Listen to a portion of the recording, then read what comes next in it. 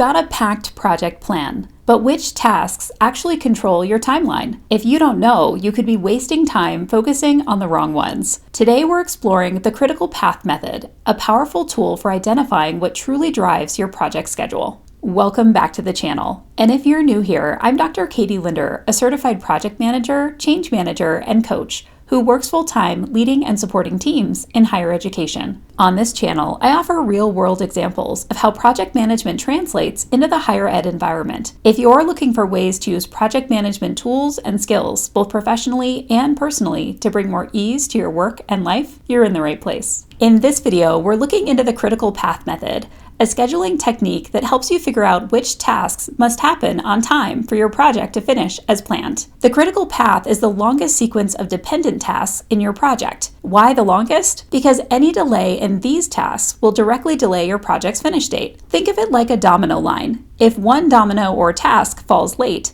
everything behind it gets pushed back. In higher ed, timelines are often tied to things like academic calendars, grant deadlines, policy review cycles, and event launch dates. Knowing your critical path means you can spot potential delays before they happen, prioritize where to spend your time and attention, and make strategic decisions about where to build in flexibility. Here's a simple 4-step process to finding the critical path for your project. In the first step, you list all of your project tasks and break your project down into individual activities. Then, in the second step, you map out dependencies for your project tasks. This means identifying which tasks must happen before others can begin. In the third step, you estimate durations for each task so that you can see how long each task will take. And then finally, you sequence the tasks. It can help to draw a timeline or Gantt chart highlighting the longest path with no slack. That's your critical path. I'll also link a recent Gantt chart video in the description below, in case that's helpful to review. You will want to pay particular attention to any task on that path that has zero float, meaning it must happen on schedule. This often includes things like approvals from other people or hard deadlines.